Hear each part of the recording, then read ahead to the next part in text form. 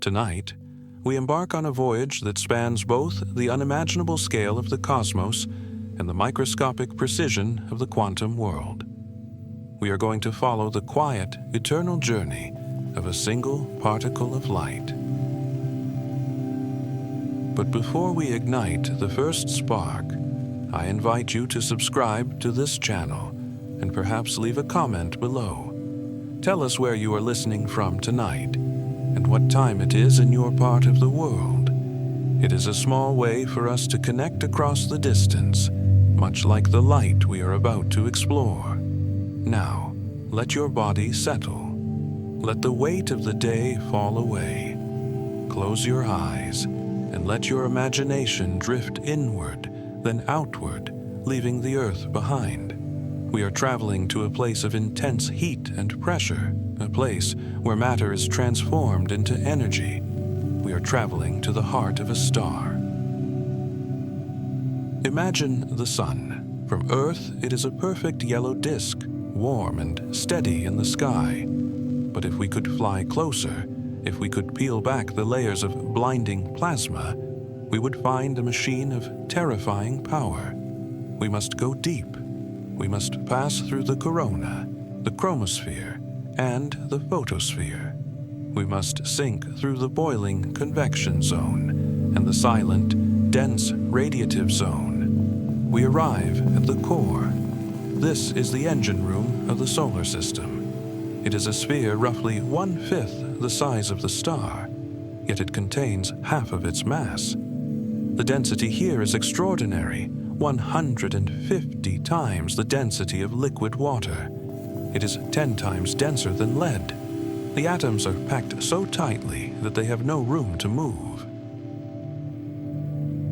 The temperature is 15 million degrees Celsius. In this crushing heat, matter as we know it cannot exist. The atoms are stripped of their electrons.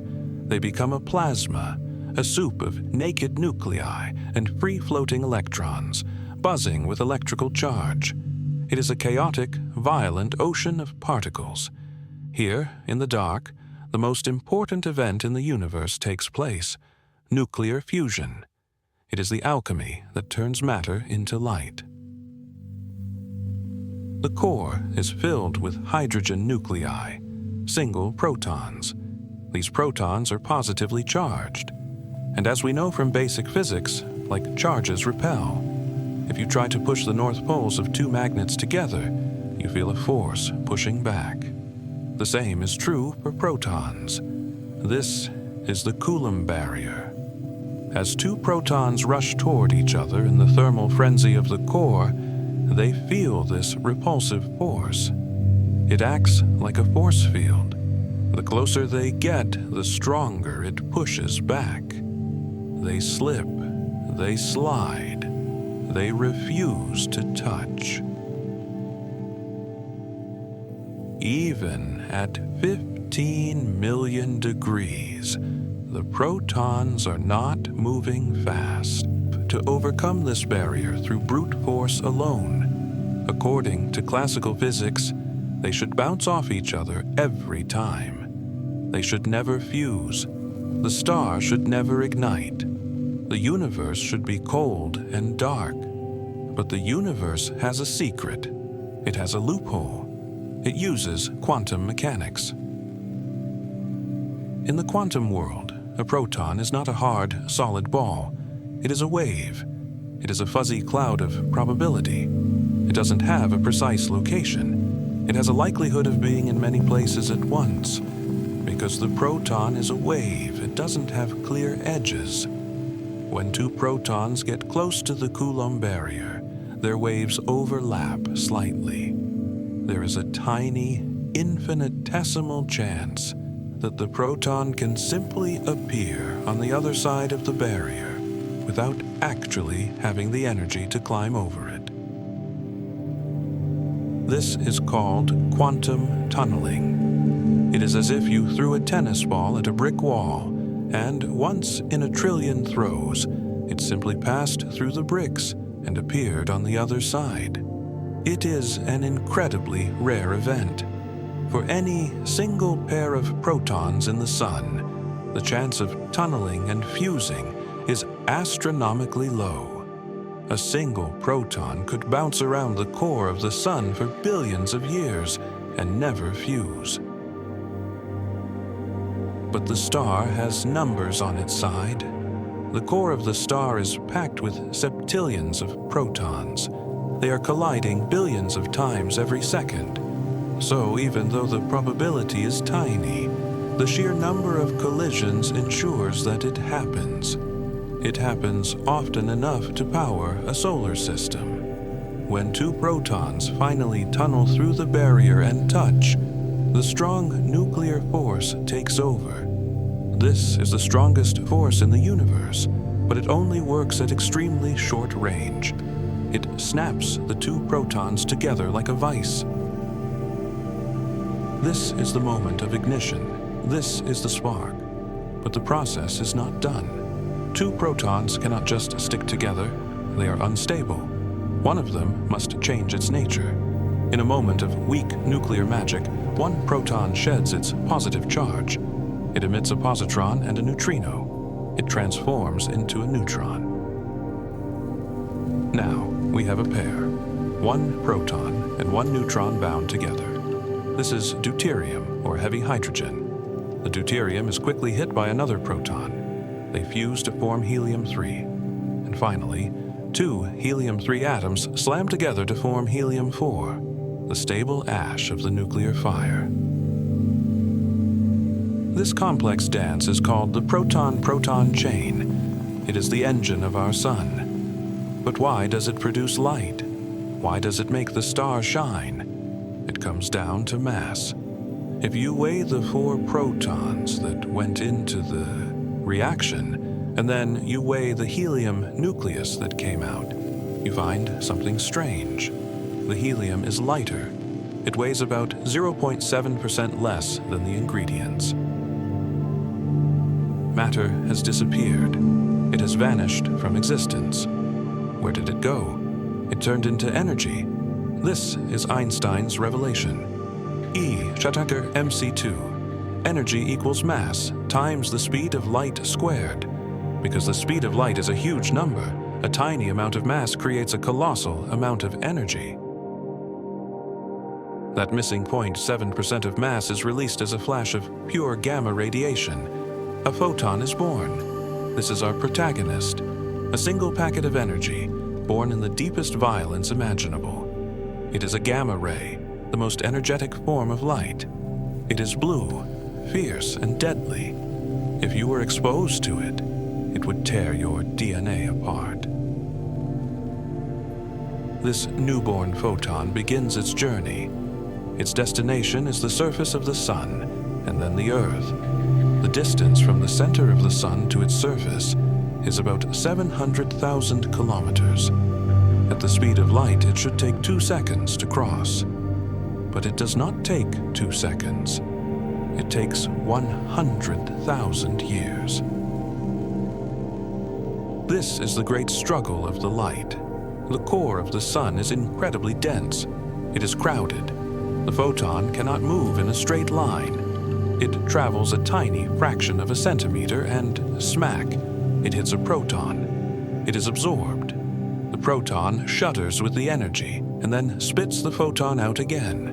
But it spits it out in a random direction. Maybe forward, maybe backward, maybe sideways. The photon travels another tiny distance. Smack.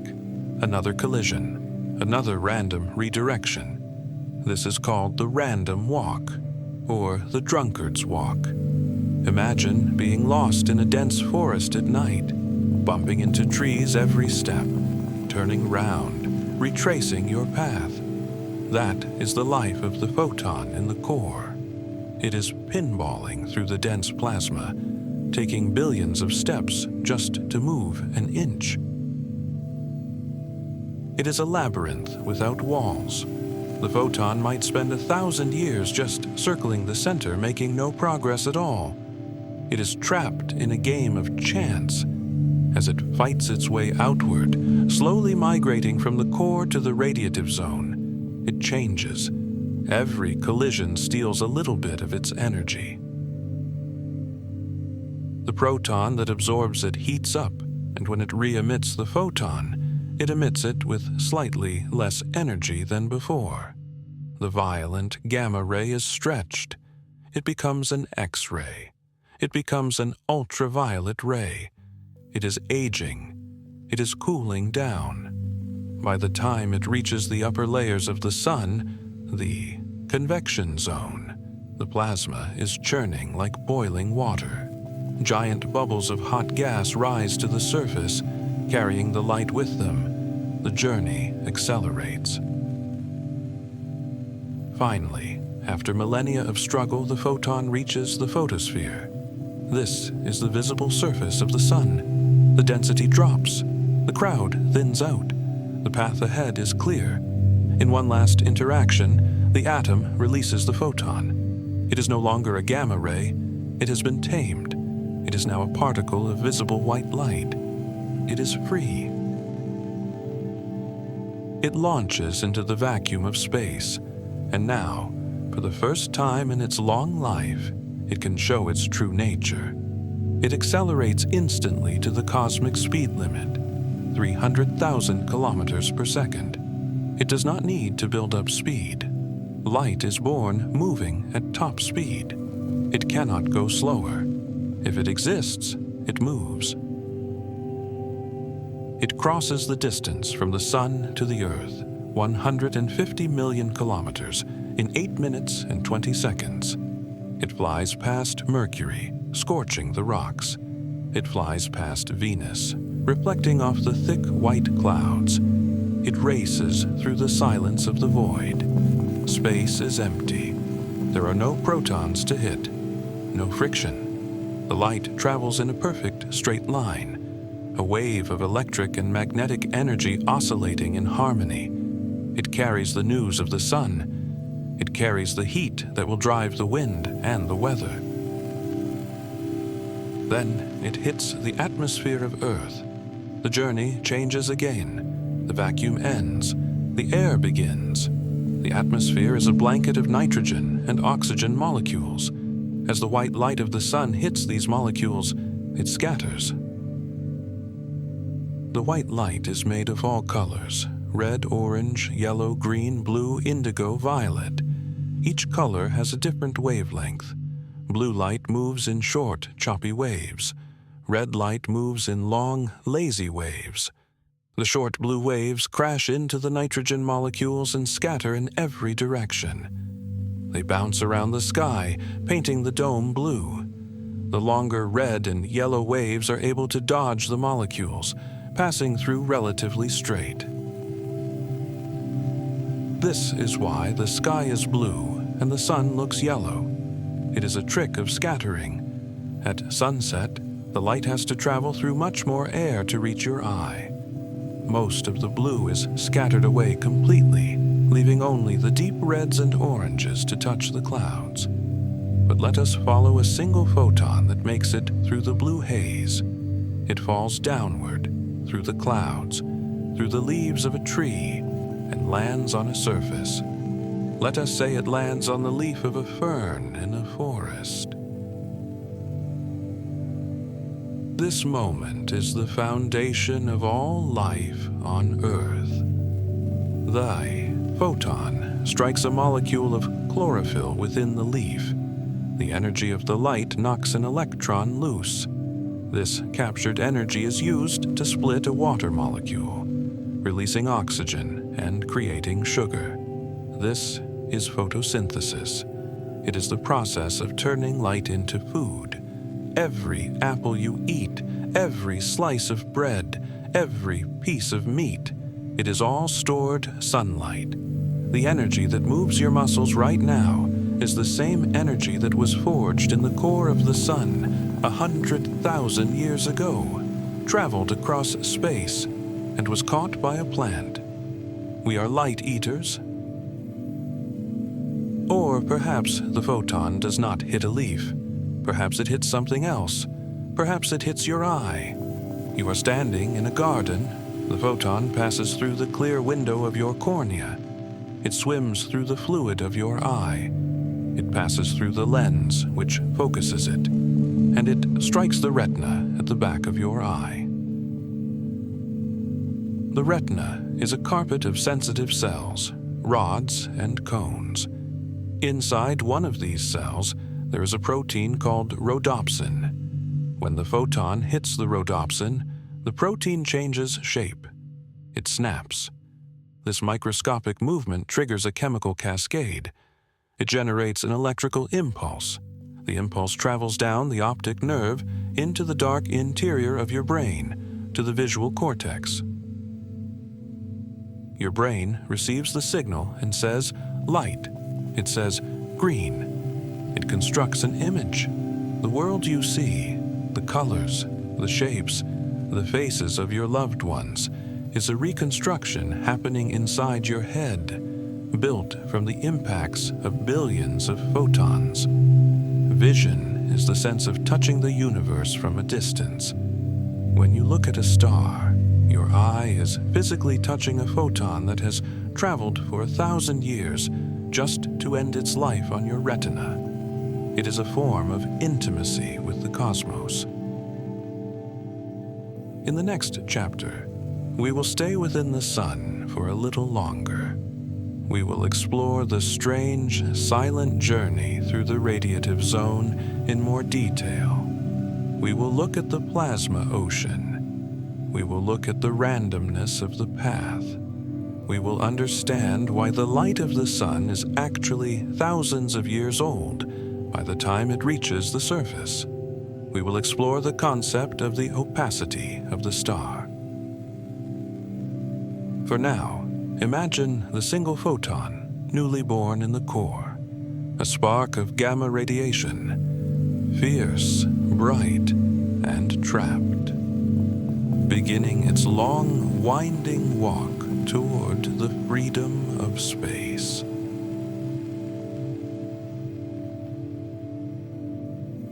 We have witnessed the moment of creation. Deep in the crushing heart of the star, protons have fused, mass has vanished, and a single packet of pure energy, a photon, has been born. It is a gamma ray, fierce and blue, vibrating with the raw power of the nuclear furnace. It is moving at the speed of light, 300,000 kilometers per second. At this speed, it should reach the surface of the sun in 2 seconds. But it does not. The photon is alive, but it is not free. It has been born into a prison of unimaginable density. The core of the star is packed so tightly with matter that it is 10 times denser than lead. To the photon, this is not empty space. It is a solid wall of charged particles. The journey that should take a heartbeat will instead take an eternity. The photon travels only a fraction of a millimeter before it crashes. It slams into an ion, a proton, or a free electron. It is absorbed. The energy is taken into the particle, causing it to vibrate, to heat up. For a tiny sliver of time, the photon ceases to exist as a separate entity. It is just energy trapped in matter. Then the particle relaxes. It spits the photon back out. But here is the cruelty of the physics. The particle has no memory of direction. It does not know that the photon wants to go out toward the surface. It emits the new photon in a completely random direction. It might send it forward, but it is just as likely to send it sideways or backward, back toward the center of the star. The photon moves again. It travels another fraction of a millimeter. Smack. Another collision. Another absorption. Another random redirection. This is the random walk. It is the drunkard's walk. Imagine a person lost in a dense, endless forest in the middle of the night. They take a step, bump into a tree, turn around, take another step, bump into another tree. They are moving constantly, but they are getting nowhere. This is the reality of light inside a star. The photon is pinballing through the plasma. It is trapped in a game of chance, played on a scale that defies comprehension. To move just 1 meter from the center might take 1 billion collisions. To move 1 kilometer might take 1 trillion. For thousands of years, the photon remains trapped in the deep core. It circles the center, revisiting the site of its own birth over and over again. It is a prisoner of the density. It is a strange paradox. The fastest thing in the universe is stuck in the slowest journey imaginable. But slowly, statistically, the photon makes progress. It drifts outward. As it moves away from the center, the conditions begin to change. The temperature drops. In the core, it was 15 million degrees. As the photon climbs into the radiative zone, the temperature falls to 10 million, then 5 million degrees. The pressure eases slightly. The density drops. The distance between collisions grows from 1 millimeter to 1 centimeter. The photon can breathe a little, but this freedom comes at a cost. Every time the photon collides with a particle, it loses a tiny amount of energy. The particle steals a fraction of the photon's heat. This scattering changes the nature of the light. It stretches the wavelength. The photon began its life as a high-energy gamma ray, a lethal, invisible scream of radiation. But as it fights its way through the radiative zone, it is softened. It becomes an X-ray. It becomes extreme ultraviolet. It is aging. The fierce, sharp energy of its youth is being worn down by the endless friction of the passage. It is being domesticated. This process is essential for life. If the sun released the gamma rays directly from the core, they would sterilize the Earth. The random walk acts as a shield, a filter that converts the deadly nuclear fire into gentle warmth. This region, the radiative zone, extends for about 70% of the sun's radius. It is a place of profound silence. There is no churning here. The gas is stable. It is like a vast, glowing ocean that is perfectly still, transferring heat only through this slow bucket brigade of photons handing energy to one another. This journey takes time, a long time. Estimates vary, but it can take anywhere from 100,000 to 1,000,000 years for a photon to navigate this zone. Think about that. The light that is hitting your eye right now as you look out the window was created in the core of the sun before human civilization existed. It was born when our ancestors were painting in caves, or perhaps even before our species evolved. It has been wandering in the dark labyrinth of the sun for aeons, trying to find the door. It is ancient light. It is a fossil of energy from the deep past. But eventually, the physics changes. The photon reaches a boundary layer about 200,000 kilometers below the surface. This is the tachocline. It is the transition zone. Here, the calm, radiative transfer of energy stops working. The gas becomes too cool, only 2 million degrees. It becomes opaque. The photons can no longer push their way through the crowd. They get stuck. The energy piles up at the bottom of this layer like water behind a dam. The heat builds. And when a fluid is heated from below and cannot radiate its heat away, it begins to boil. The sun begins to churn. We enter the convection zone. The environment shifts from a silent, static ocean to a roaring, boiling cauldron. Giant bubbles of hot plasma, thousands of kilometers wide, detach from the bottom layer. They are buoyant. They rise upward, carrying the heat and our trapped photons with them. The photon is no longer walking. It is riding an elevator. It is swept up in a plume of superheated gas, rushing toward the surface at supersonic speeds. It is a chaotic ride. The plasma is turbulent, twisting and turning, generating massive magnetic fields that snap and crackle. This is the loudest part of the sun. If sound could travel through space, the roar of the convection zone would be deafening even on Earth. The sun rings like a bell, vibrating with the acoustic energy of these rising bubbles. The photon is carried through this cacophony, trapped inside the bubble of plasma. As the bubble rises, it expands. It cools. But it is still hotter than the surrounding gas, so it keeps rising. It climbs for a month, carried by the currents of the star. Finally, it nears the top. The density drops precipitously. The gas becomes thin. We are reaching the photosphere, the sphere of light. This is what we see as the surface of the sun. It is not a solid surface. You could not stand on it. It is simply the point where the gas becomes transparent. It is the edge of the fog bank. The bubble of hot gas reaches the surface. It spreads out, releasing its heat into the cold void of space. And in that release, the photon is finally liberated. For 1,000,000 years, it has been bumping into things. It has been absorbed and re-emitted trillions of times. It has forgotten its direction. It has changed its color. It has aged. But now, looking up, there is nothing in its way.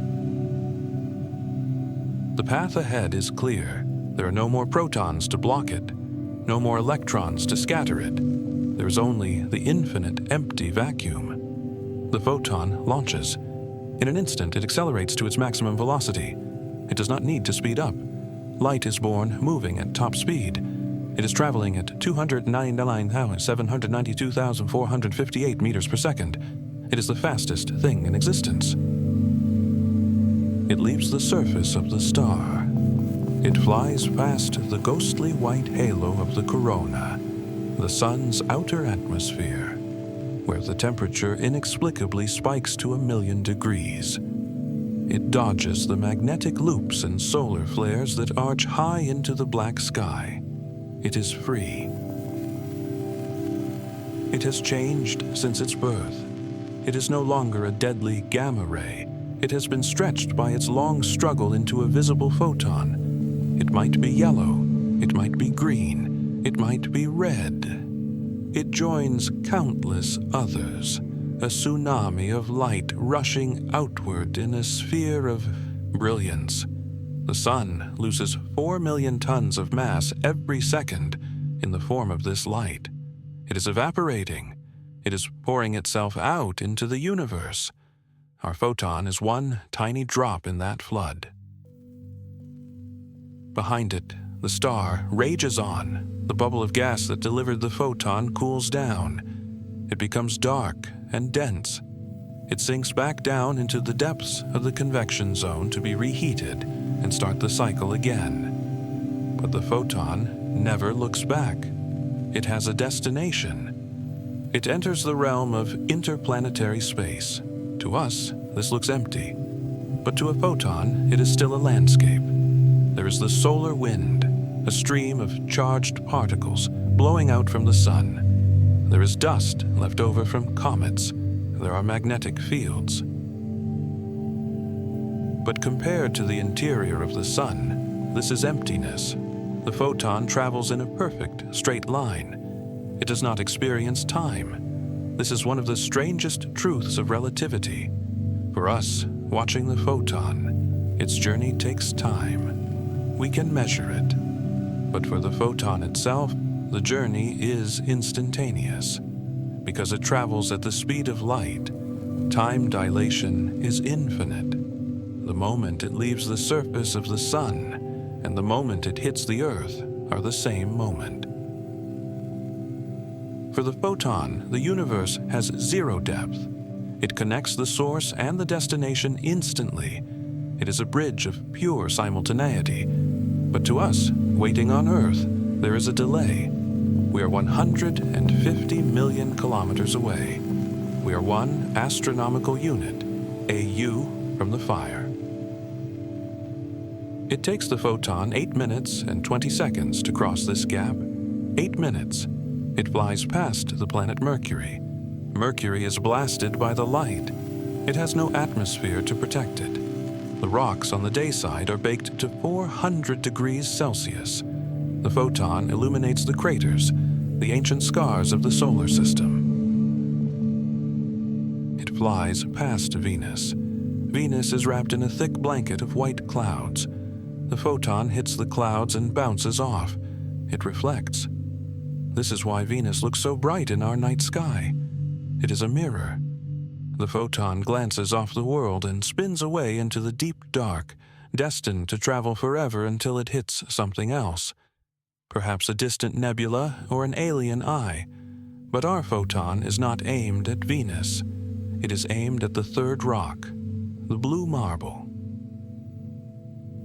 It approaches Earth.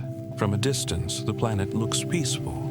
A sphere of blue water, white swirls of cloud, and continents of brown and green. It looks quiet, but as the photon gets closer, it encounters the first line of defense. The magnetosphere.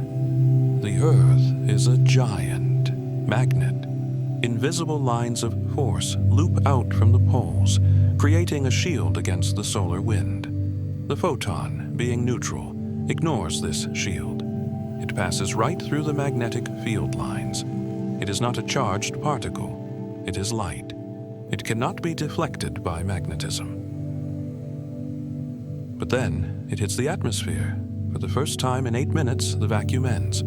The photon encounters matter again, the air, a mixture of nitrogen, oxygen, argon, and trace gases. The atmosphere is a filter. It is a prism. It is a shield. When the wave front of sunlight hits the top of the atmosphere, it begins to scatter.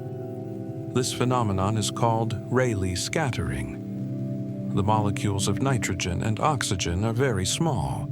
They are roughly the same size as the wavelength of blue light. Because of this match in size, the blue photons, the high-energy, short waves, crash into the molecules and bounce off. They scatter in every direction. They pinball around the sky. This is why the sky is blue. When you look up, you are not seeing the black of space. You are seeing billions of scattered blue photons dancing in the air. The atmosphere catches the blue light and holds it, painting the ceiling of the world. But the red, yellow, and orange photons have longer wavelengths. They are too big to be bothered by the small gas molecules. They step right over them. They pass through the atmosphere relatively straight. This is why the sun looks yellow to us. It is white light minus the blue. And at sunset, when the sun is low on the horizon, the light has to travel through much more air to reach your eye. The path is longer. More and more blue light is scattered away. Then the green is scattered. Then the yellow. By the time the light reaches you, only the longest, most stubborn wavelengths remain, the deep reds and oranges. The sunset is the survivor light.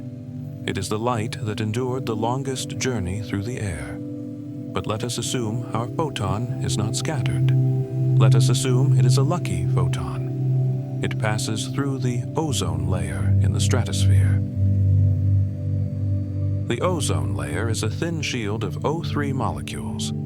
It has a specific job, to hunt ultraviolet light.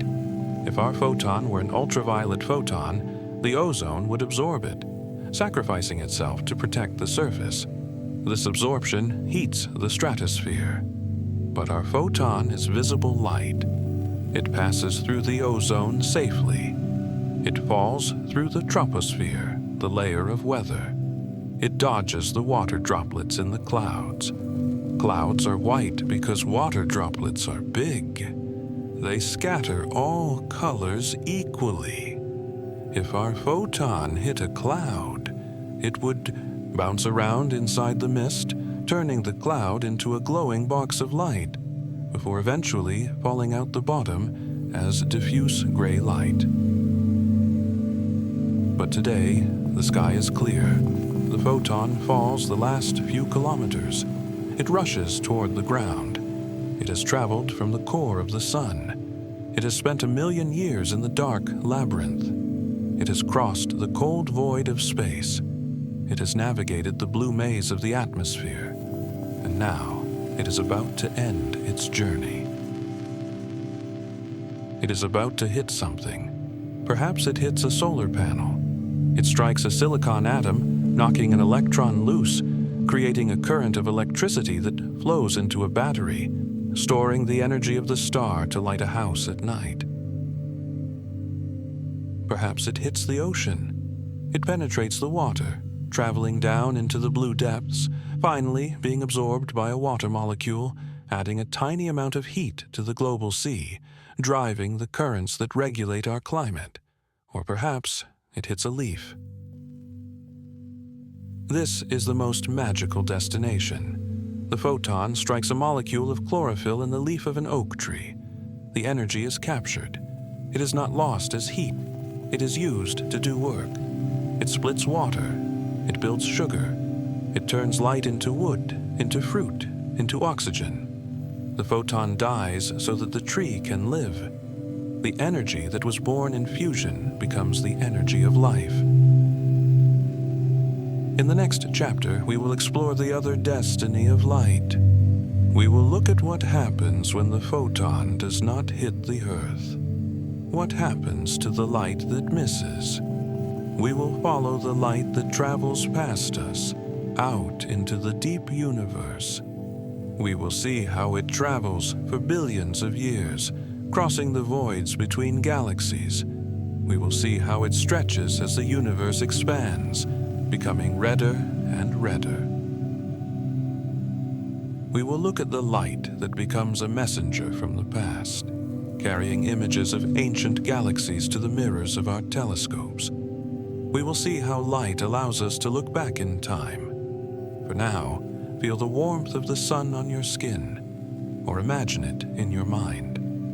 That warmth is the touch of the photons we have just followed. It is a physical connection to the heart of the star. You are being touched by energy that is 1 million years old. Rest in that warmth. You are the destination.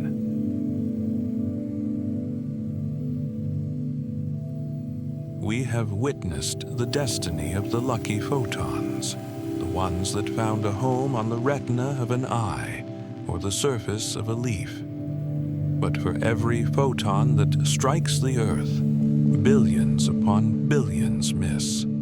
They pass by our blue marble in the silence of the vacuum, continuing their journey outward. Tonight, we follow them.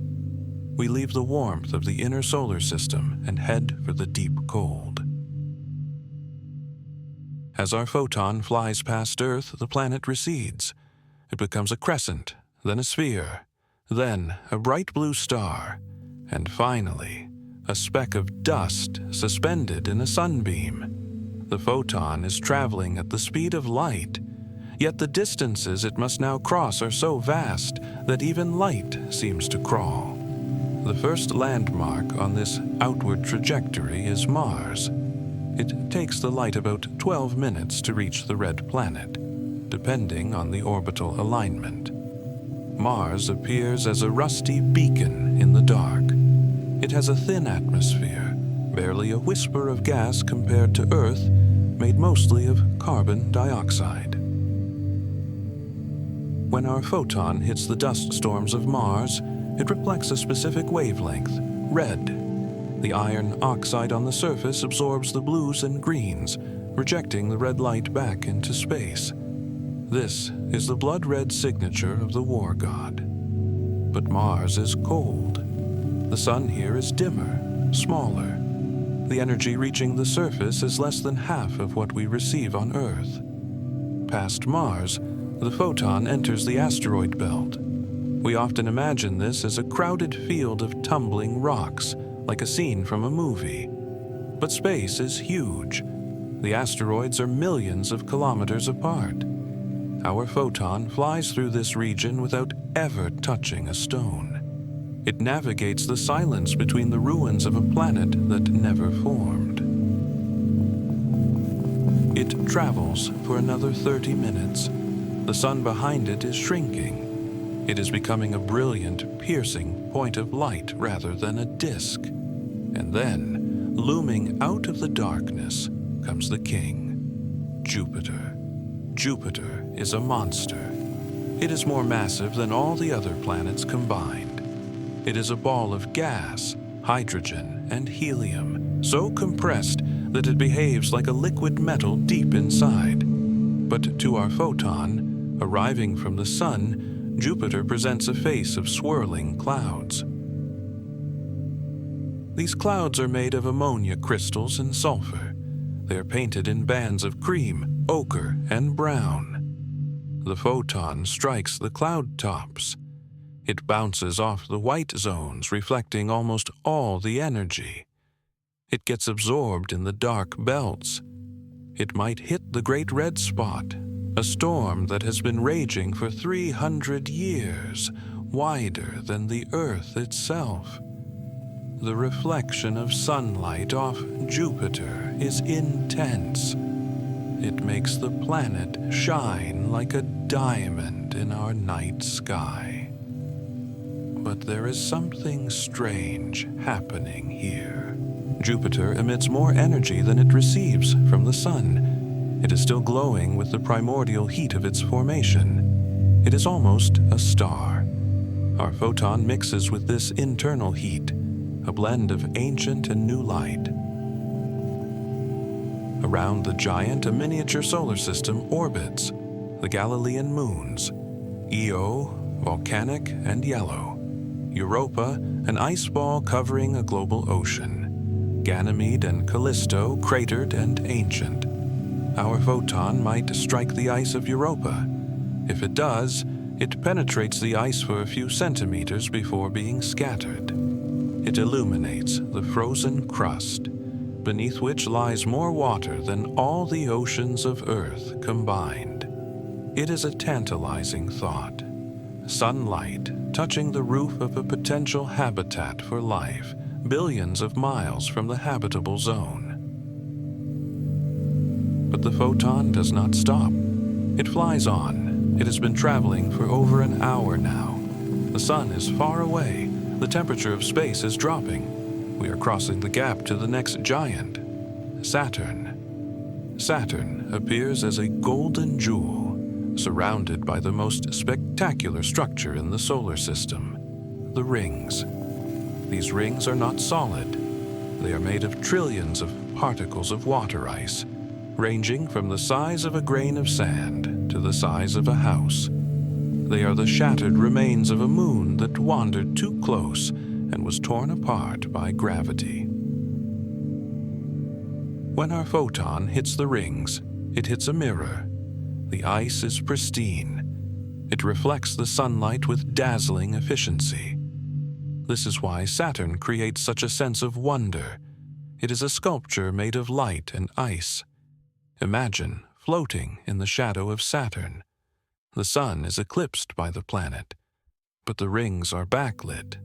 They glow with a ghostly, ethereal light, scattering the sunbeams through the dust. It is a cathedral of geometry. Our photon dances through this dust, bouncing from ice crystal to ice crystal, before escaping back into the void. The journey continues. The distances are becoming difficult to comprehend. It takes the light nearly 3 hours to reach Uranus and 4 hours to reach Neptune. These are the ice giants. They are cold, blue worlds wrapped in thick atmospheres of methane. Why blue? Because methane absorbs red light. When our photon dives into the atmosphere of Neptune, the red part of its energy is eaten by the gas. Only the blue light is scattered back out. It is the same physics that makes the Earth's sky blue, but played out in a deep, frozen slush of hydrocarbons. Here, the sun is just a very bright star. It provides almost no heat. The temperature is 200 degrees below zero. The light is weak. It is twilight all the time. Noon on Pluto is no brighter than dusk on Earth. This dimming is caused by a fundamental rule of geometry, the inverse square law. Imagine a balloon expanding. The rubber gets thinner as it stretches. Light behaves the same way. As the sphere of light emitted by the sun expands, the photons spread out. If you double the distance from the sun, the light doesn't get half as dim. It gets 1/4 as bright. If you triple the distance, it gets 1/9 as bright. By the time you reach Neptune, 30 times further from the sun than Earth, the sunlight is 900 times fainter. The energy is spreading thin, diluting into the vastness of space. The warmth that fueled the forests of Earth is gone. There is only a cold, hard illumination. We pass the orbit of Neptune. We enter the Kuiper Belt. This is the junkyard of the solar system. Billions of frozen rocks, comets, and dwarf planets drift here in the dark. Pluto, Eris, Makemake. They are the leftovers of creation, untouched for 4 billion years. Our photon flies past these silent sentinels. It illuminates the nitrogen glaciers of Pluto for a fraction of a nanosecond, and then moves on. There is nothing to stop it now. The gaps between objects are increasing. The solar system is fading, but we are not quite out yet. The sun has a reach that extends far beyond the planets. It breathes out a stream of charged particles, the solar wind. This wind blows a giant bubble in the interstellar medium. This bubble is the heliosphere. For hours, days, our photon travels through this bubble. It is flying through the tenuous atmosphere of the sun itself. But eventually, it reaches the edge, the heliopause. This is the boundary where the pressure of the solar wind is finally stopped by the pressure of the galaxy. It is the border of the sun's domain. In 2012, the Voyager 1 spacecraft crossed this line. It sent back a signal, weak radio frequency photons, telling us that the plasma density had changed. It had left home. It had entered interstellar space. Our photon crosses this line without slowing down. It leaves the protection of the sun. It enters the interstellar medium. This is the space between the stars. It is not truly empty. It is filled with a thin mist of hydrogen gas, dust, and high-energy cosmic rays. But it is thinner than any vacuum we can create on Earth. An atom here might travel for years before hitting another atom. Here, the sun is nothing more than the brightest star in the sky. It has lost its dominance. It is just one point of light among billions. The photon is now a cosmic traveler. It is no longer sunlight. It is just starlight. It carries the spectral fingerprint of the sun, the specific mix of colors that identifies it as a yellow dwarf star, out into the galaxy. This light is a message. It says, there is a star here. It is made of hydrogen and helium. It has this temperature. It has this age. If there is an alien astronomer sitting on a planet orbiting Alpha Centauri, looking at our sun through a telescope, they catch these photons.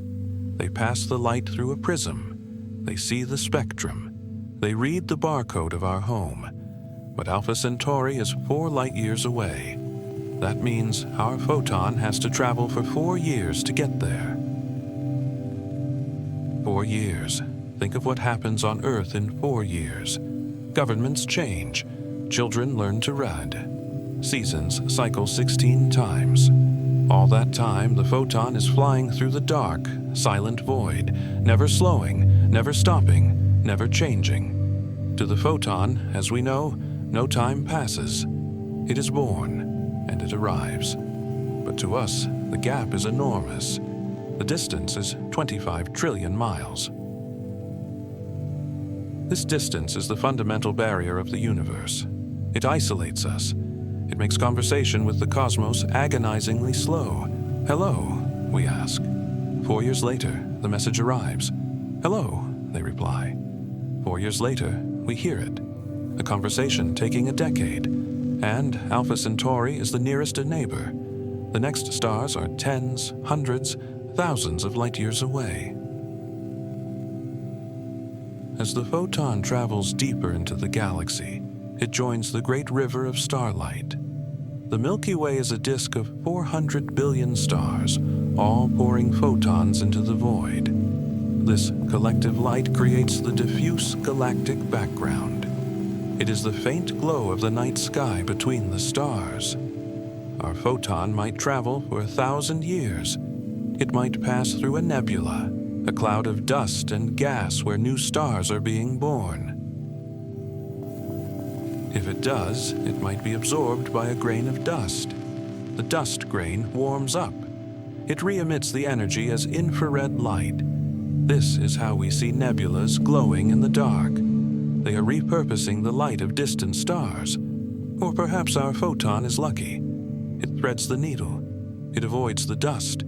It avoids the planets. It avoids the other stars. It reaches the edge of the galaxy. The Milky Way is a spiral, a flat disk with bulging arms. Our photon travels upwards out of the plane of the disk. It rises above the galaxy. From this vantage point, the view is breathtaking. The entire galaxy is laid out below, a swirling pinwheel of light, a city of stars rotating slowly in the dark. Our sun is just one tiny window light in this metropolis. The photon continues to climb. It passes the halo, a sphere of old stars and globular clusters that surrounds the galaxy like a swarm of bees. And then it enters the intergalactic void. This is the true emptiness, the space between galaxies. It is a darkness so profound that the human mind cannot grasp it. The density of matter here is less than 1 atom per cubic meter. It is the closest thing to nothing that exists in nature. Here, the photon will travel for millions, perhaps billions of years. It will fly through the dark, carrying the image of our sun long after our sun has died. This brings us to the concept of the light cone. Every event in the universe, a match being struck, a star exploding, a child smiling, sends out a sphere of light. This sphere expands at the speed of light. It gets bigger and bigger, encompassing more and more of the universe. Inside the sphere, the event is visible. Outside the sphere, the event has not happened yet. The news hasn't arrived. Our photon is the leading edge of the sun's light cone. It is expanding into the universe, carrying the causal history of our solar system. It defines the region of space that can know about us. If there's an observer in the Andromeda galaxy, 2.5 million light-years away, they are currently seeing our sun as it was 2.5 million years ago. They are seeing the Earth before humans. They are seeing the Pleistocene. They cannot see the Great Wall of China. They cannot hear our radio broadcasts. That light, those radio waves, haven't reached them yet. They are outside our current light cone. To them, we do not exist. Not yet. We are trapped in our own time bubble, expanding at the speed of light. But as the photon travels through this intergalactic deep, something begins to happen to it. Something caused by the structure of space itself. The universe is expanding. The fabric of space is stretching. And as the space stretches, it stretches the photon. Imagine drawing a wave on a rubber band and then pulling the rubber band. The wave gets longer. The peaks get further apart. This is happening to our photon. Its wavelength is increasing. It is shifting toward the red end of the spectrum. It is losing energy. This is cosmological redshift. It is not caused by the photon hitting anything. It is caused by the growth of the universe. The photon is tired. It is aging in a way that only light can age, by changing color. If it travels long enough, billions of years, it will stretch from visible light into infrared, then into microwaves, then into radio waves. It will become invisible to biological eyes. It will become a ghost wave, drifting in the dark. This is the fate of all light in the universe. It is slowly being stretched into silence. The universe is cooling down, and the light is fading with it. In the next chapter, we will follow this ancient light. We will look at the photons that have been traveling not for years, but for eons. We will look at the light from the very first stars, the first light of the cosmos. We will see how astronomers use giant telescopes to catch these tired, stretched photons and reconstruct the history of the Big Bang. We will explore the cosmic microwave background, the afterglow of creation itself, which fills every cubic centimeter of space with a faint, archaic hum. But for now, drift with our photon in the space between the galaxies. The loneliness is absolute, but the purpose is clear. It is a messenger. It carries a packet of information. I was here, across the infinite gulf. It is a bridge between the past and the future. It is the memory of a star, written in energy, flying forever into the void. Rest in that vastness. The universe is huge and quiet and filled with light that is looking for a place to land.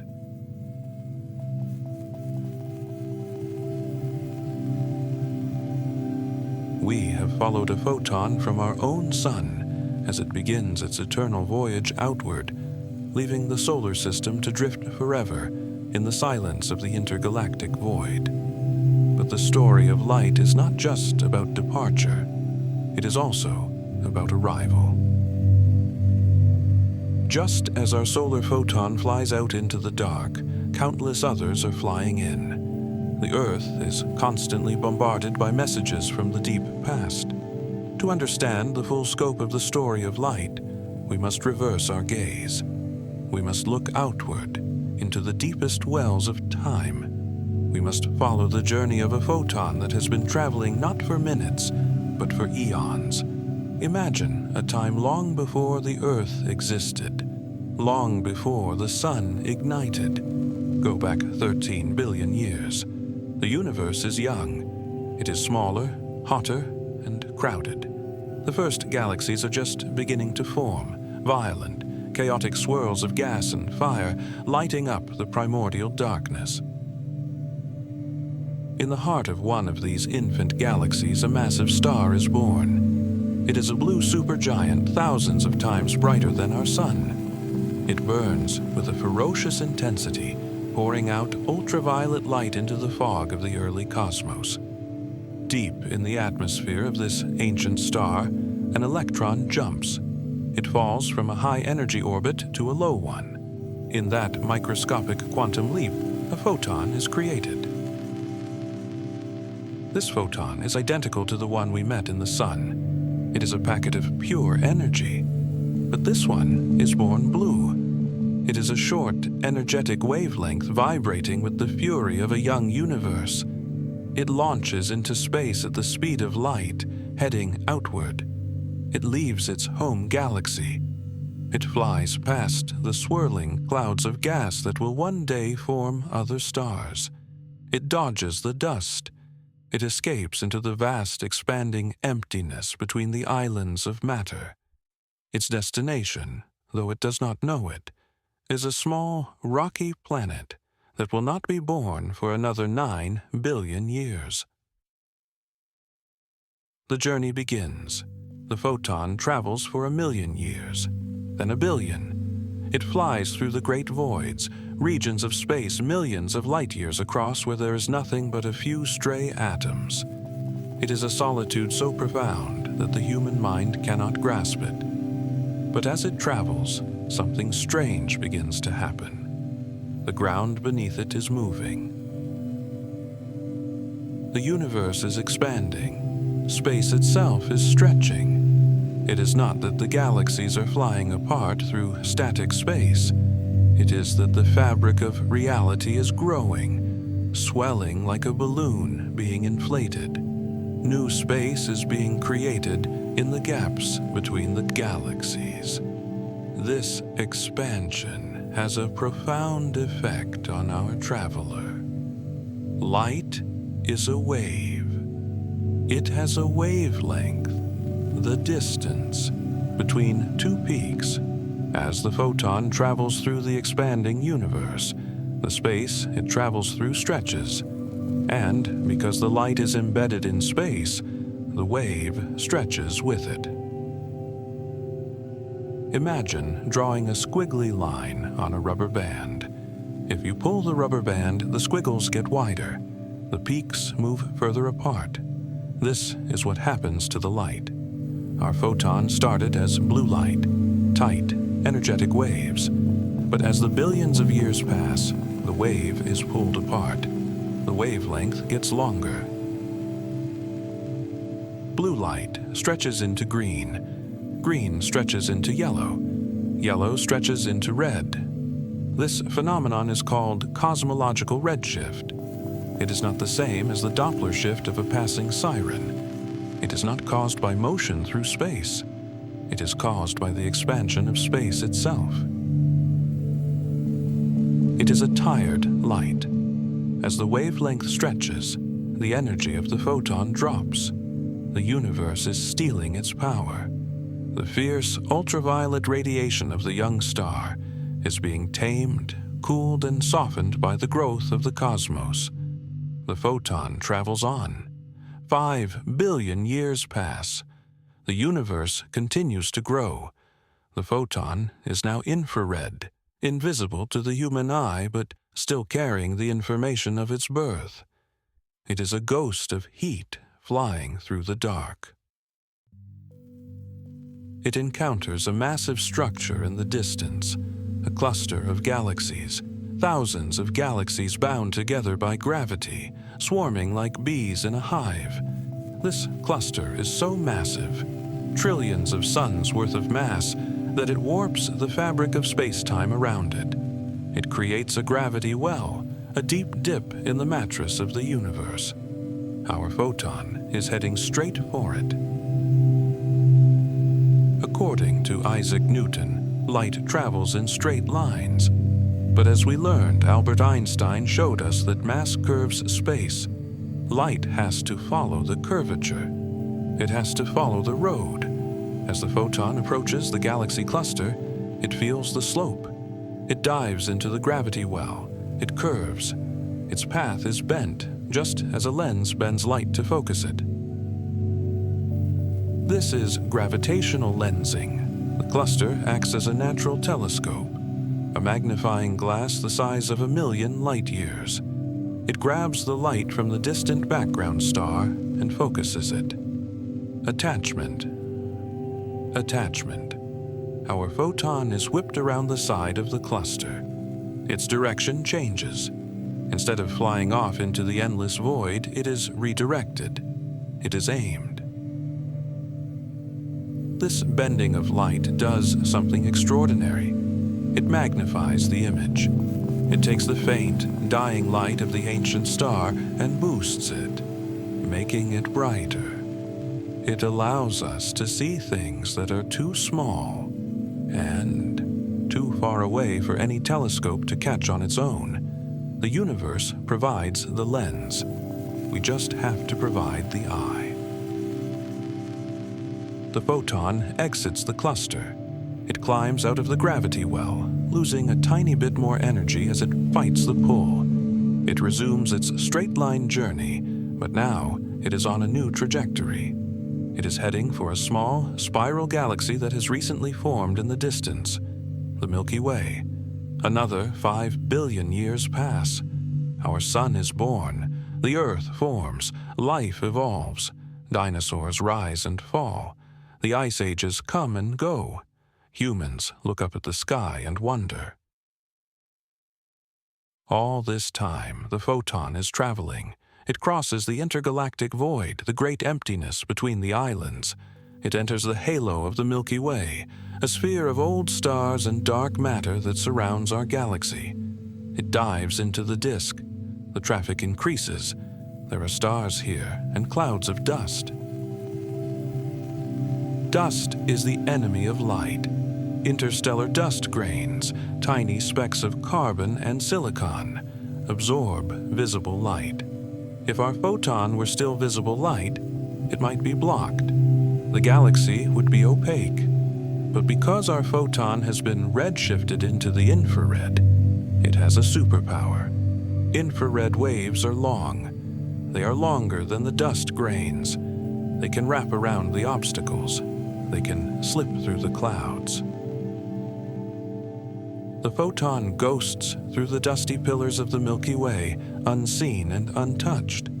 It enters the Orion Arm, a quiet suburb of the galaxy. It enters the solar system. It flies past Neptune, past Jupiter. It has been traveling for 13 billion years. It has crossed the entire observable universe. And now it has 1 second left. It is aiming for a specific point in space, a point located 1 million miles from Earth, in a gravitationally stable pocket called Lagrange Point 2. Hanging there, suspended in the dark, is a machine, a giant gold-coated honeycomb, the James Webb Space Telescope. The telescope is looking at a patch of sky that appears empty to the naked eye. It is staring into the deep dark. Its 18 hexagonal mirrors are waiting. The photon strikes the gold. The mirror is cold, kept at minus 230 degrees Celsius, so that its own heat does not drown out the faint signal. The gold surface reflects the infrared photon perfectly. It bounces the photon to a secondary mirror, which focuses it into a cone of light. The photon travels down into the heart of the instrument, into a camera called NIRCam. It hits a detector, a chip of silicon and arsenic. Smack. The journey ends. The energy that was born in a blue supergiant 13 billion years ago is absorbed by a pixel. It knocks an electron loose. A tiny electrical signal is generated. Ping. The computer records the hit. It adds it to the count. 1 photon. But 1 photon is not enough to make an image. The telescope stares at the same spot for hours. It collects thousands, millions of these ancient travelers. They rain down on the mirror like a gentle, invisible drizzle. Slowly, an image builds up. A pattern emerges from the noise. When the astronomers on Earth download the data and process it, they see a miracle. In the patch of empty sky, a galaxy appears. It is a tiny red smudge, a blob of light. It doesn't look like much, but to the trained eye, it is a treasure chest. Because of the redshift, the astronomers know how far it is. They know this light has traveled for 13.2 billion years. They are looking at the universe as it was when it was a toddler. They analyze the spectrum of the light. They spread the infrared colors out, and they see gaps, dark lines in the rainbow. These are absorption lines. They are the fingerprints of chemical elements. As the light left the star, it passed through the star's atmosphere. The atoms in the atmosphere, hydrogen, helium, oxygen, absorbed specific wavelengths of light. By reading these missing lines, we can tell what the star was made of. We can do chemistry across space and time. We find that these ancient galaxies are different from ours. They have less metal. They are pristine. They are the first factories of the universe, just beginning the work of building the elements of life. This is the magic of the photon. It is a time capsule. It carries the history of its origin frozen within it. When you look at a photo from the James Webb Telescope, you are not looking at a static picture. You are looking at a collection of arrival times. The galaxy in the foreground might be 1 billion light-years away. The galaxy behind it, 5 billion. The red smudge in the background, 13 billion. You are looking down a tunnel of time. You are seeing the history of the universe laid out in a single frame. You are seeing the evolution of structure. But there is a limit to how far back we can see. If we look past the first galaxies, past the first stars, we hit a wall. The cosmic dark ages we spoke of earlier, a time when there was no light sources. And if we look even further back, to 380,000 years after the Big Bang, we hit the wall of fog, the surface of recombination. The light from this wall is also arriving at Earth right now. It is coming from every direction at once. It is the cosmic microwave background. This light has been stretched the most. It started as visible orange light, the glow of the hot, cooling plasma. But the expansion of the universe has stretched it by a factor of 1,000. It is now microwaves. We cannot see it with our eyes, but we can see it with our radios. If you turn on an old analog television to a channel that doesn't exist, you see static, snow. About 1% of that snow is caused by the cosmic microwave background. You are watching the Big Bang on your TV. You are seeing the photons that were released when the universe first became transparent. You are watching the oldest light in existence.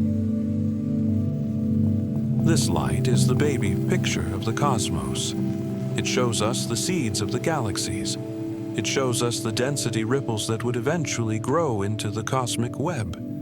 It confirms that the universe was once hot, dense, and uniform. It is the strongest evidence we have for the Big Bang theory, and it is brought to us by photons.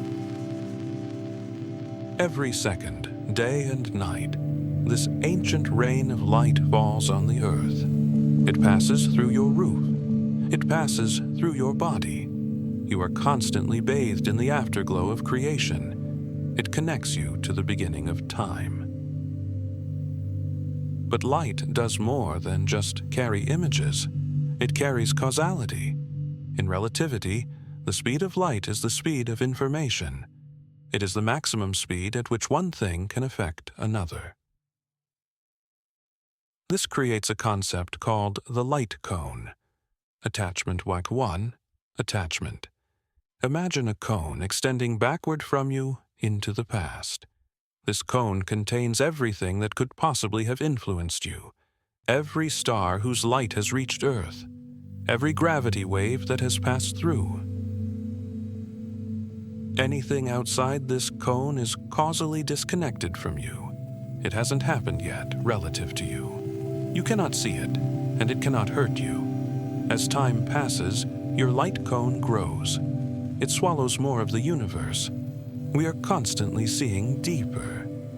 Every day, light from slightly further away reaches us for the first time. The observable universe gets a little bit bigger every second. We are expanding our bubble of knowledge at the speed of light, but there is a horizon. Because the universe is expanding, and the expansion is accelerating, there are parts of the universe that are moving away from us faster than the speed of light. The light from these regions will never reach us. It is trying to swim upstream against a current that is moving too fast. It will be swept away into the dark. There are galaxies that we can see today that will one day cross this horizon and vanish. They will fade from view as their light is stretched to infinity. We are living in a privileged time, a time when the sky is full of galaxies, a time when the history of the universe is accessible to us. In the far distant future, the sky will be dark. The evidence of the Big Bang will have faded away. Future astronomers might never know how the universe began, but we know. We have caught the photons. We have read the message. We have learned that the universe is vast, ancient, and dynamic. We have learned that we are part of a story that spans billions of years. In the next chapter, we will return to the present moment. We will look at the light that is right here, right now. We will look at the meaning of light, how it sets our biological clocks, how it creates the atmosphere of our planet, how it affects our mood and our health. We will explore the connection between light and life. We will see that we are not just observers of the light, we are creatures of it. We run on solar power. For now, think of the ancient photons falling on the roof of your house. Think of the journey they have taken. 13 billion years of flight, dodging galaxies and dust clouds just to end here. They have traveled across the entire universe to reach you, to be part of this moment. You are the destination of the cosmos.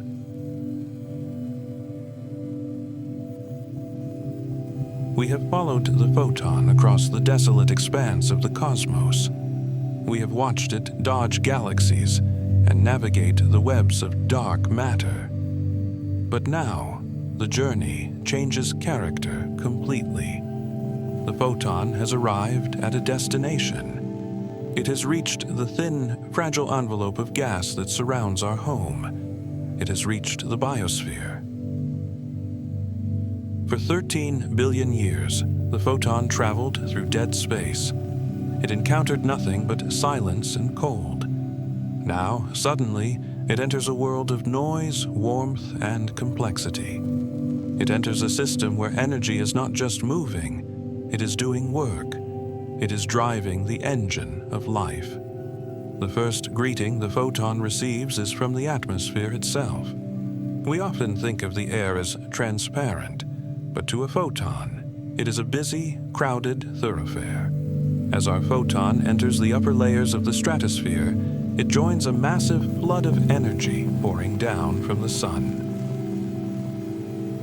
If our photon is high-energy ultraviolet light, it meets a heroic end here. It strikes a molecule of ozone, 3 oxygen atoms bound together. The ozone absorbs the photon, sacrificing itself to stop the radiation from reaching the ground. This absorption releases heat, warming the upper atmosphere. It is a global shield, invisible but vital, that protects the DNA of every living thing below from being shattered by the sun's fury. But let us assume our photon is visible light, a packet of gentle yellow warmth. It passes through the ozone safely. It filters down through the troposphere, the layer of weather. It might bounce off the top of a cloud, reflecting back into space. A lost opportunity for Earth, but a beacon for distant astronomers seeing our planet shine. Or it might slip through a gap in the clouds. It rushes toward the surface. It strikes the ground. Perhaps it hits a stone or a patch of dark soil. In this collision, the photon disappears. Its energy is absorbed by the atoms of the ground. They vibrate faster. The ground warms up. This heat then radiates back upward, trying to return to space. But the atmosphere has a trick. The molecules of carbon dioxide and water vapor in the air act like a blanket. They let the visible light in, but they trap the outgoing heat. They catch the thermal radiation and send it back down. This is the greenhouse effect. Without it, Earth would be a frozen ball of ice with an average temperature of minus 18 degrees Celsius. Life as we know it would be impossible. Our photon, by dying on the ground, has contributed its tiny spark to the warmth that cradles civilization. It has become part of the planetary climate. But there is a more intimate destiny for our traveler. Imagine the photon does not hit a rock. Imagine it hits you. You are walking outside on a sunny morning. The photon strikes your skin. It penetrates the outer layer of dead cells and reaches the living tissue beneath. Here, it performs a feat of chemistry that is essential for your survival. If the photon carries the right amount of energy, specifically UVB radiation, it strikes a molecule of cholesterol sitting in your skin cells. The energy snaps a chemical bond, breaking the ring structure of the molecule. This transforms the cholesterol into something new, pre-vitamin D3.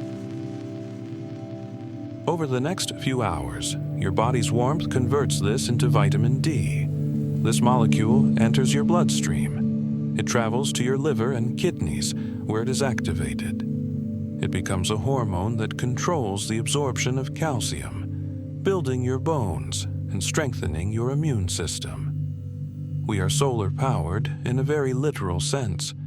We do not just eat food, we eat light. For most of human history, we lived outdoors, bathed in this solar nutrition.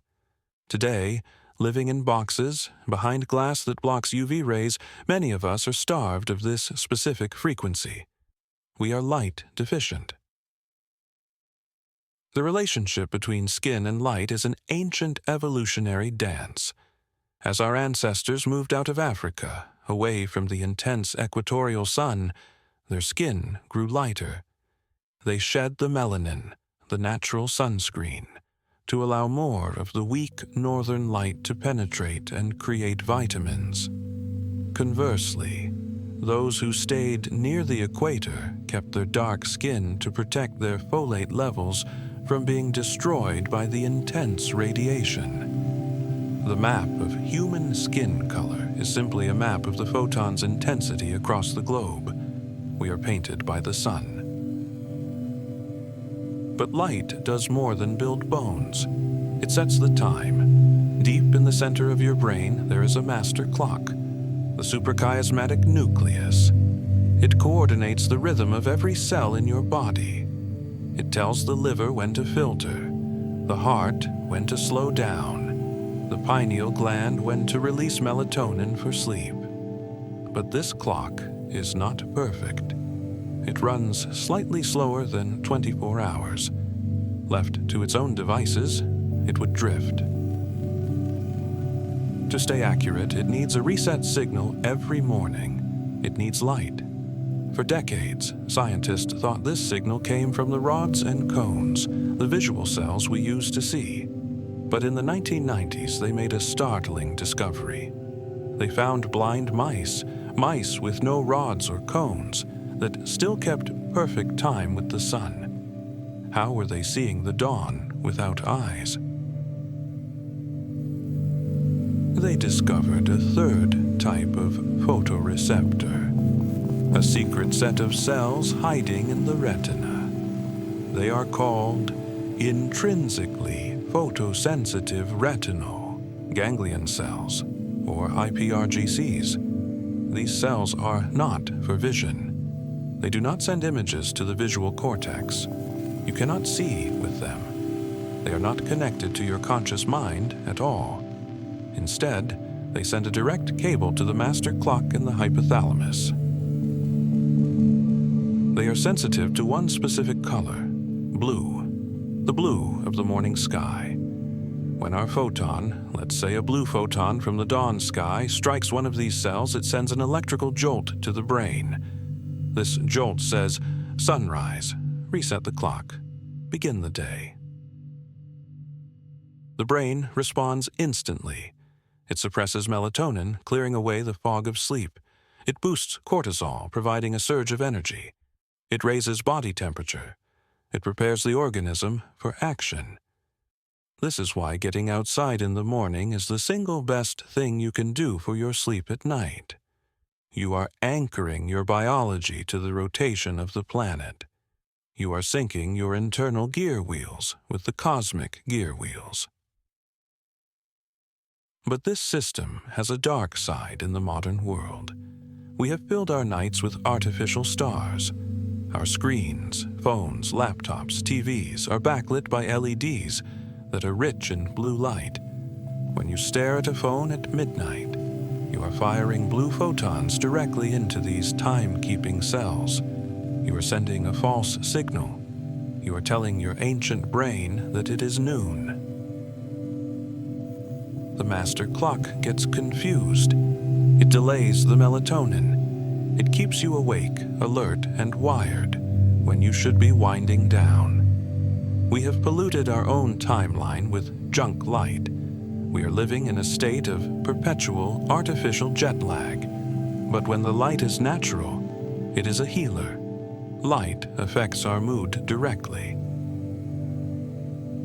In the winter, when the days are short and the photons are scarce, millions of people suffer from seasonal affective disorder, SAD. They feel lethargic, sad, and hopeless. Their brains are starved of the serotonin boost that sunlight triggers. When spring returns and the angle of the sun changes, the light intensity increases. The photons hit the eye, and the brain increases serotonin production. The mood lifts, the energy returns. We feel lighter. This is not just a metaphor. Sunlight is a drug. It is a natural antidepressant. We are phototropic creatures, turning toward the light like sunflowers. We seek the sun because our biology demands it. But light is not only something we receive, it is something life can create. If we travel to the deepest parts of the ocean, where the sun's photons can never reach, we find a world of eternal darkness. The water absorbs the sunlight completely within the top few hundred meters. The abyss should be black, but it is not. It is sparkling. Down in the dark, life has learned to make its own photons. This is bioluminescence. It is a chemical miracle. A creature mixes a molecule called luciferin with oxygen. The reaction releases energy, but not as heat. It releases it as cold light. It is nearly 100% efficient. In the deep, 90% of all animals make light. They use it to hunt, to hide, to find mates. Anglerfish dangle glowing lures. Squid spray clouds of glowing ink to confuse predators. Tiny plankton flash when disturbed, creating trails of blue fire in the wake of a submarine. On land, we see it in the firefly, a meadow at dusk filled with blinking yellow lights. This is light used as language. The male flashes a pattern, the female flashes back. It is a conversation made of photons. This biological light reminds us that energy is never lost. It just changes form. The energy the firefly uses to flash originally came from the food it ate, which came from a plant, which got it from the sun. The light of the firefly is just delayed sunlight, repackaged and released by life. Everything flows from the star. But let us return to the human experience. Our relationship with light goes beyond biology. It is emotional. It is spiritual. Think of the feeling of a sunset. The light has traveled through the thickest part of the atmosphere.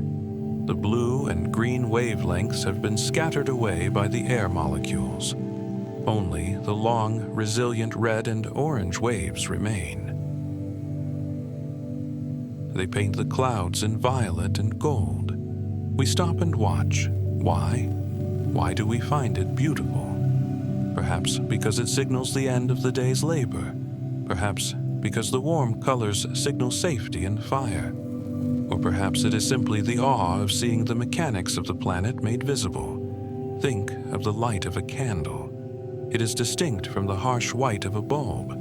A candle flame burns at a lower temperature. It emits mostly infrared light, heat, and a warm yellow-orange glow. This spectrum is gentle on the eyes. It does not trigger the wakefulness signal in the brain. It allows us to relax. It draws us in. For thousands of years, this was the only light we knew after dark. Our stories, our cultures, our families were forged in this small circle of warm light. Today, we are reclaiming that relationship. Architects are designing buildings that maximize natural daylight, knowing it boosts productivity and happiness. Hospitals are installing circadian lighting that changes color throughout the day, blue in the morning to wake patients up, warm amber in the evening to help them sleep and heal. We are remembering that we are creatures of the sun. Even our technology is trying to mimic nature. The screens we use now have night modes that filter out the harsh blue light in the evening, trying to be kinder to our ancient retinas. We are learning to live with the photon rather than just consuming it. As we stand in the flow of this energy, we realize that we are transparent to it. Neutrinos from the sun pass right through the earth and through your body, trillions of them every second, without touching a single atom. Radio waves from distant quasars pass through you right now, carrying the news of black holes, but your senses are not tuned to hear them. You are standing in a river of cosmic information, but you only feel the few drops that your eyes and skin can catch, the visible light, the warmth. But those drops are enough. They are enough to build a world. They are enough to build a mind that can understand the world. In the next and final chapter, we will step back and look at the whole journey. We will look at the meaning of it all. We will reflect on the photon's path, from the crushing pressure of the core, through the thousands of years of darkness, the flight across space, the interaction with the atmosphere, and the final arrival at the eye. We will see that this journey is a metaphor for our own search for meaning. We will look at the impermanence of light, how it exists only in motion, only in the act of giving itself away. We will ask, if the universe is mostly dark, what does it mean that we can see? What does it mean that we are the universe's way of looking at itself? For now, close your eyes again. Visualize the sun setting, the sky turning a deep, bruised purple, the stars coming out one by one. Each star is another sun, sending its own photons on their own long journeys. Some of them will land on your retina tonight, a connection made across light years. You are not isolated. You are the destination of the sky. Rest in that connection. Feel the hum of life in your cells, powered by the light of a star. You are glowing with life. We have traveled from the crushing heart of a star to the silent voids of intergalactic space. We have seen the photon born in fire, trapped in density, liberated by the surface and stretched by the expansion of time itself. We have watched it navigate the atmosphere and the biosphere, but every journey must have an end. For a photon, the end is not a fade-out. It is a collision, a moment of impact, a transfer of energy. Tonight, we will witness the final second of that 13 billion-year flight. We will see what happens when the light of the universe meets the light of the mind. Imagine you are standing in a quiet garden at night. The air is cool. The sky is clear, a dome of obsidian scattered with diamond dust. You look up. In that simple act of looking, you are opening a door. Your pupil dilates, widening the aperture of your biological camera to capture the faint rain of energy falling from the sky. The photon we have followed, the one born in the blue supergiant eons ago, or the one born in our sun 8 minutes ago, enters your eye. It passes through the cornea, the clear window. It swims through the vitreous humor, the jelly of the eye. It strikes the retina. This moment is the photon's death. It is absorbed by a single molecule of rhodopsin in a rod cell. The energy that was forged in nuclear fusion, that traveled across the void, is suddenly converted into a chemical snap.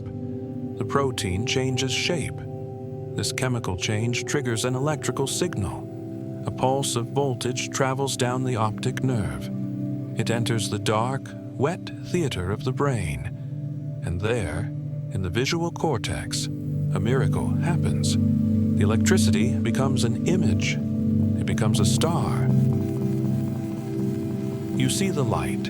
The photon has ceased to exist as energy, but it has been reborn as information. It has become part of your consciousness. The universe has touched you, and you have touched it back. This connection is profound. It means that your eyes are the destination of the cosmos. The stars are not just burning in the void. They are burning for this moment of observation. Without the eye to catch it, the photon would continue traveling forever, a wave without a shore. We are the universe's way of looking at itself. We are the eyes of the galaxy. The atoms in your retina were forged in stars. Now they are catching the light of other stars. It is a closed loop of stardust perceiving stardust. But looking up carries a consequence. It connects us to the past. As we learned, light takes time to travel. The moon is 1.3 seconds ago. The sun is 8 minutes ago. The stars are years, centuries, millennia ago. The Andromeda Galaxy is 2.5 million years ago.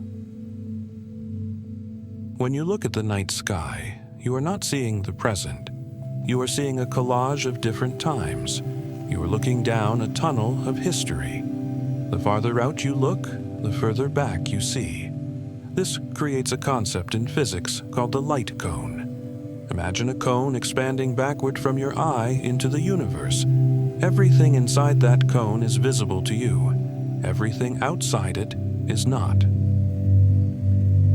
The edge of this cone is the cosmic horizon. It is the limit of what we can know.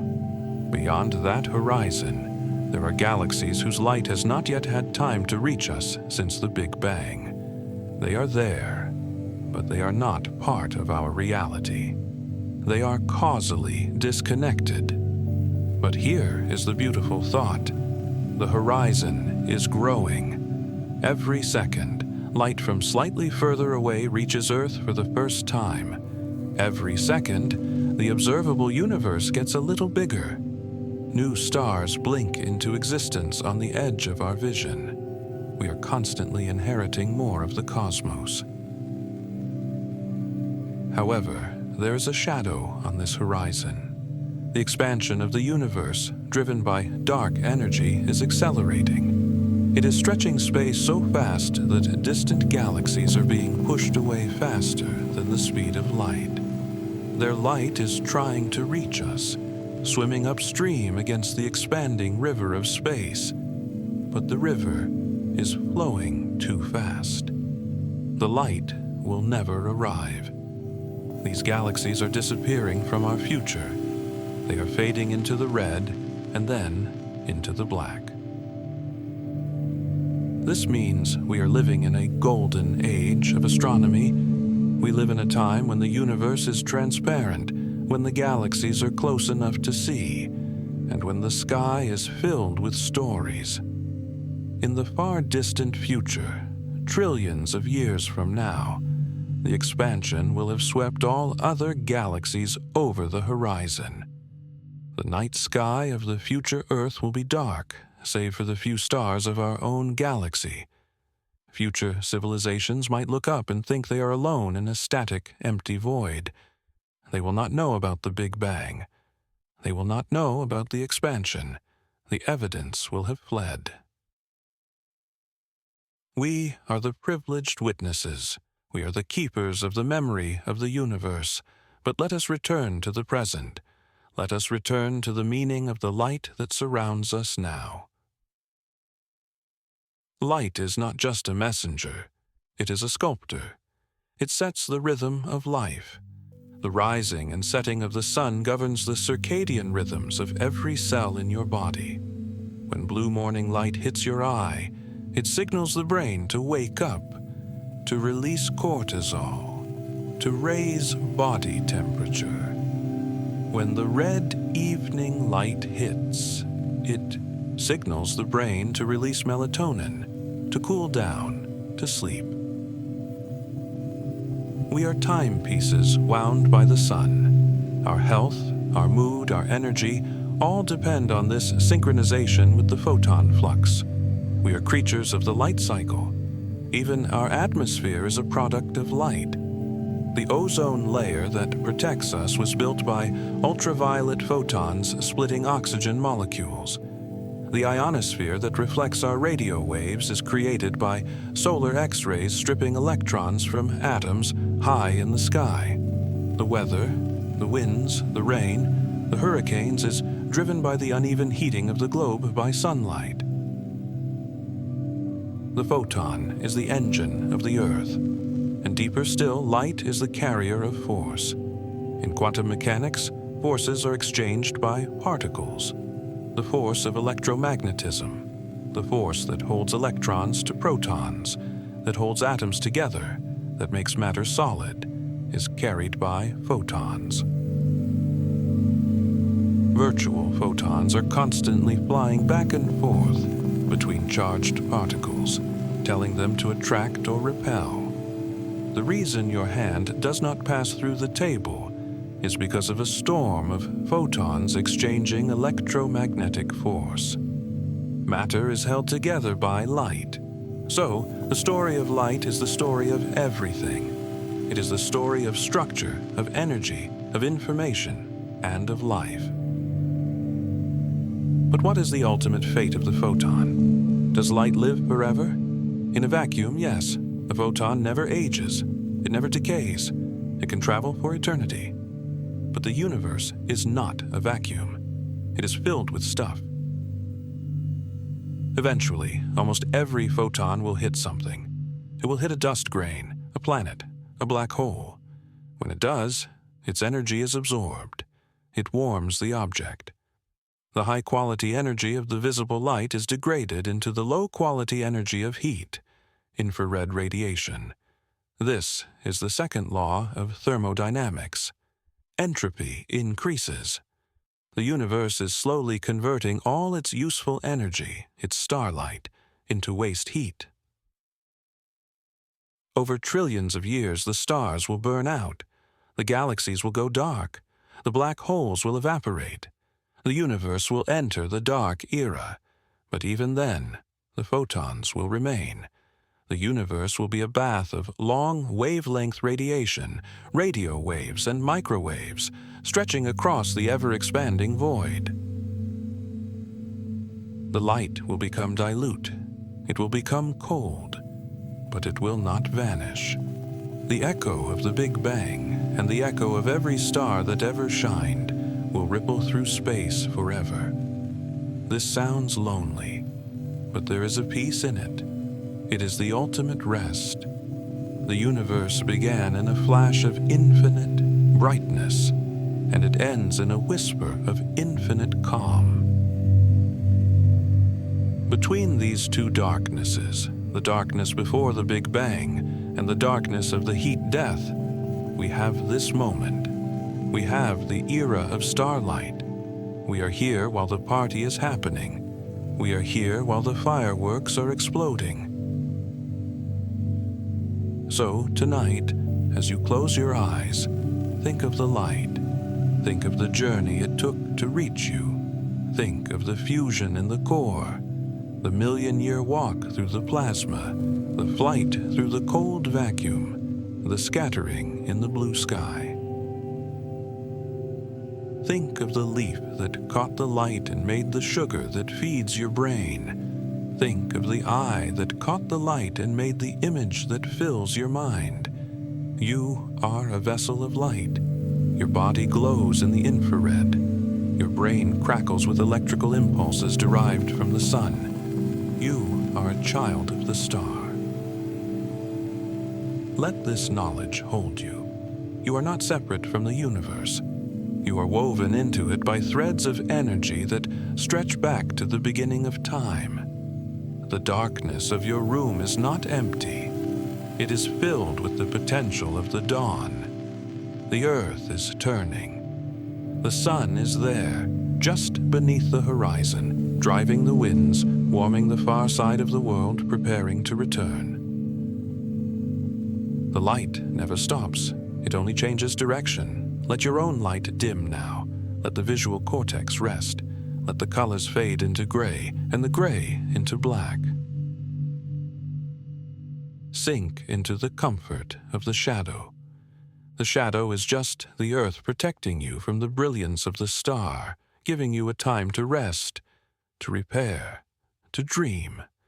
The photons will be there when you wake up. They will be painting the world anew, refreshing the colors, warming the air. For now, drift in the afterglow.